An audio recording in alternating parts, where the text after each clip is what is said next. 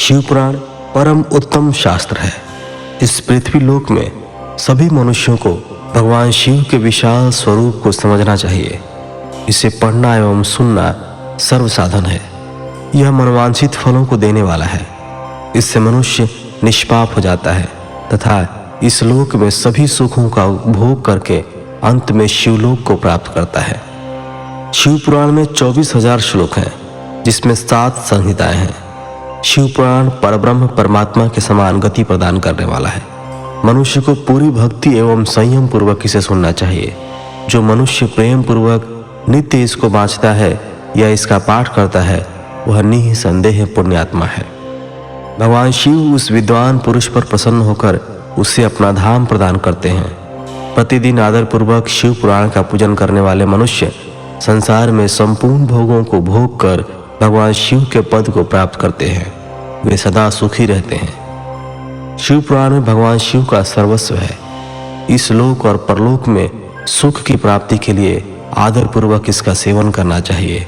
यह निर्मल शिव पुराण धर्म, अर्थ, काम और मोक्ष रूप चारों पुरुषार्थों को देने वाला है। अतः सदा प्रेम पूर्वक इसे सुनना एवं पढ़ना चाहिए। दूसरा अध्याय।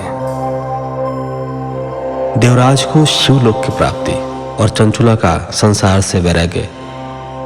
श्री शौनक जी ने पूछा, आप धन्य हैं सूत जी, आप परमार्थ तत्व के ज्ञाता हैं। आपने हम पर कृपा करके हमें यह अद्भुत और दिव्य कथा सुनाई है।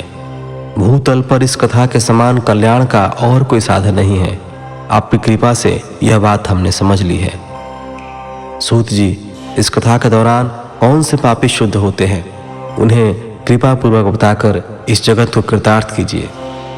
सूत जी बोले, मुने, जो मनुष्य पाप, दुराचार तथा काम, क्रोध, मद, लोभ में निरंतर डूबे रहते हैं, वे भी शिव पुराण पढ़ने अथवा सुनने से शुद्ध हो जाते हैं तथा उनके पापों का पूर्णतया नाश हो जाता है। इस विषय में मैं तुम्हें एक कथा सुनाता हूँ। बहुत पहले की बात है कि रातों के नगर में देवराज नाम का एक ब्राह्मण रहता था। वह ज्ञान में दुर्बल, गरीब, रस बेचने वाला तथा वैदिक धर्म से विमुख था। वह स्नान संध्या नहीं करता था तथा उसमें वैश्यवृत्ति बढ़ती ही जा रही थी। वह भक्तों को ठगता था। उसने अनेक मनुष्यों को मारकर उन सबका धन हड़प लिया था। उस पापी ने थोड़ा सा भी धन धर्म के काम में नहीं लगाया था। वह वेश्यागामी तथा आचार भ्रष्ट था। एक दिन वह घूमता हुआ दैवयोग से प्रतिष्ठानपुर, जो कि फिलहाल के झूसी प्रयाग में है, वहां जा पहुंचा। वहां उसने एक शिवालय देखा जहां बहुत से साधु महात्मा एकत्र हुए थे। देवराज वहीं ठहर गया। वहां रात में उसे ज्वर आ गया, अर्थात बुखार आ गया और उससे बड़ी पीड़ा होने लगी। वहीं पर एक ब्राह्मण देवता शिव पुराण की कथा सुना रहे थे। ज्वर में पड़ा देवराज भी ब्राह्मण के मुख से शिव कथा को निरंतर सुनता रहता था। 1 मास बाद देवराज ज्वर से पीड़ित अवस्था में चल बसा। यमराज के दूत उसे बांधकर यमपुरी ले गए। तभी वहां शिवलोक से भगवान शिव के पार्षद गण आ गए। वे कर्पूर के समान उज्जवल थे। उनके हाथ में त्रिशूल, संपूर्ण शरीर पर भस्म और गले में रुद्राक्ष की माला उनके शरीर की शोभा बढ़ा रही थी। उन्होंने यमराज के दूतों को मार पीट कर देवराज को यमदूतों के चंगुल से छुड़ा लिया और वे उसे अपने अद्भुत विमान में बिठाकर जब कैलाश पर्वत पर ले जाने लगे तो यमपुरी में कोलाहल मच गया, जिसे सुनकर यमराज अपने भवन से बाहर आए। साक्षात रुद्रों के समान प्रतीत होने वाले इन दूतों का धर्मराज ने विधि पूर्वक पूजन कर ज्ञान दृष्टि से सारा मामला जान लिया।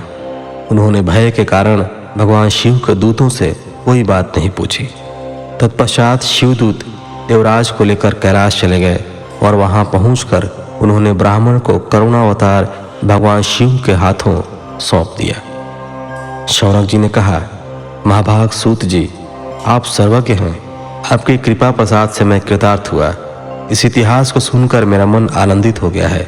अतः भगवान शिव में प्रेम बढ़ाने वाली दूसरी कथा भी कहिए। तीसरा अध्याय।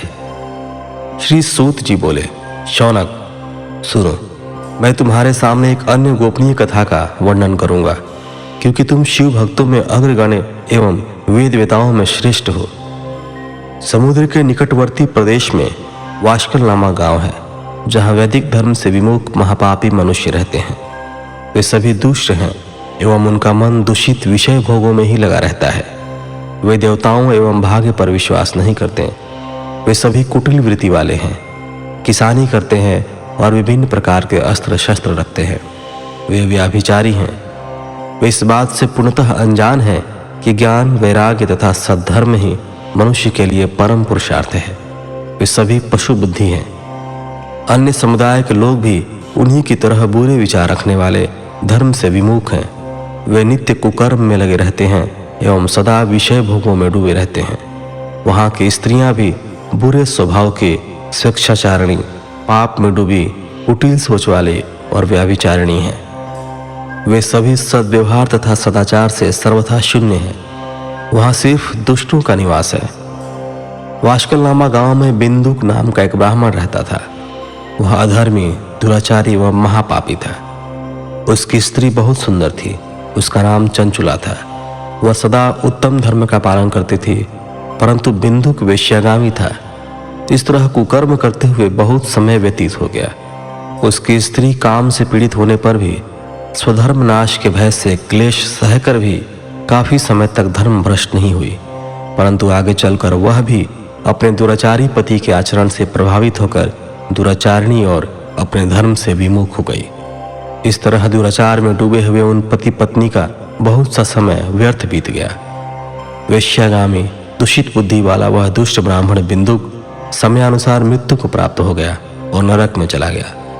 बहुत दिनों तक नरक के दुखों को भोग कर वह मूढ़ बुद्धि पापी विंध्य पर्वत पर भयंकर पिशाच हुआ।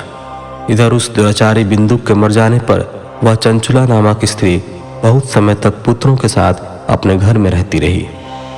पति की मृत्यु के बाद वह भी अपने धर्म से गिरकर पर पुरुषों का संग करने लगे थे। सतियां विपत्ति में भी अपने धर्म का पालन करना नहीं छोड़ती। यही तो तप है। तप कठिन तो होता है, लेकिन इसका फल मीठा होता है।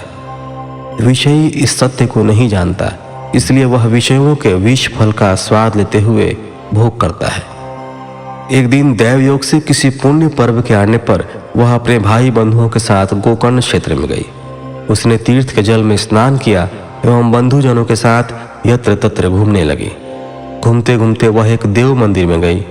वहां उसने एक ब्राह्मण के मुख से भगवान शिव की परम पवित्र एवं मंगलकारी कथा सुनी।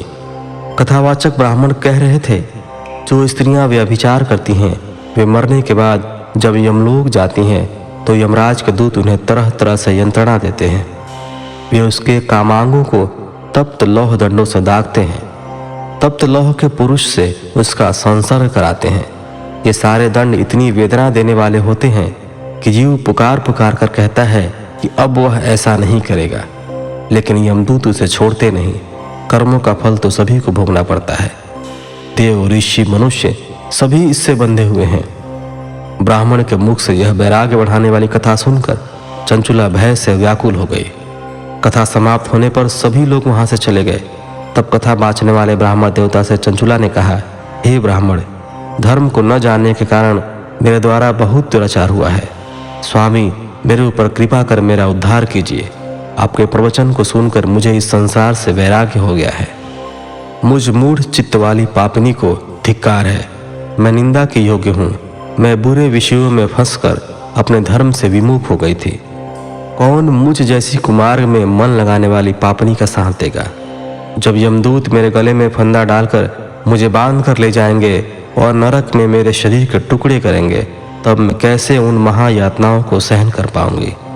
मैं सब प्रकार से नष्ट हो गई हूँ, क्योंकि अभी तक मैं हर तरह से पाप में डूबी रही हूँ। हे ब्राह्मण, आप मेरे गुरु हैं, आप ही मेरे माता पिता हैं। मैं आपकी शरण में आई हूँ। मुझ अबला का अब आप ही उद्धार कीजिए। सूत जी कहते हैं, शौनक, इस प्रकार विलाप करती हुई चंचुला ब्राह्मण देवता के चरणों में गिर पड़ी। तब ब्राह्मण ने उसे कृपा पूर्वक उठाया। इस प्रकार तीसरा अध्याय समाप्त हुआ।